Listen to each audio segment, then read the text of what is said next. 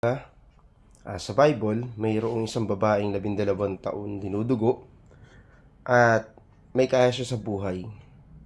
Ginamit niya lahat ng kung anong meron siya para lang mapahinto at mapagaling ang kanyang pagdurugo.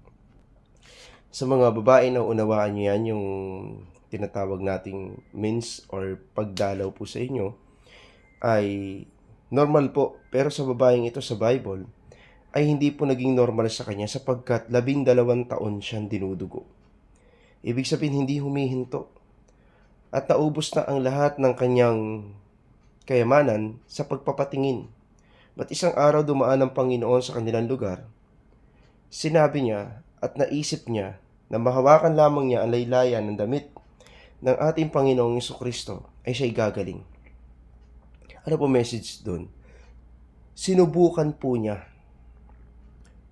At yung pagsubok na kanyang ginawa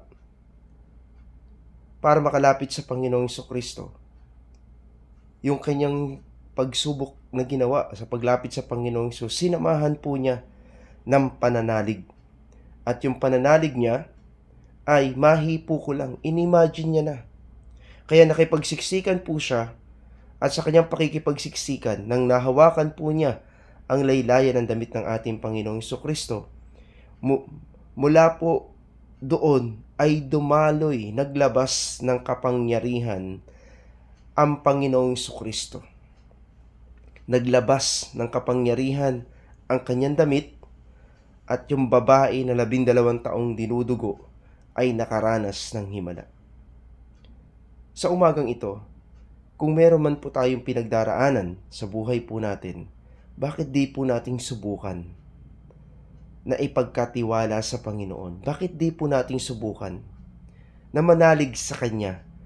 Gayahin natin ang babaeng 12 taong dinudugo, at nang sa ganon ay maranasan din natin ang himala na lalabas, kikilos mula sa trono ng Diyos. Sapagkat sinabi ng Hebreo chapter 4 verse 16, at huwag kayong mag-atubiling lumapit sa mahabaging trono ng Diyos at kakamtan ninyo ang kalinga sa panahon na inyong kailangan. God bless po.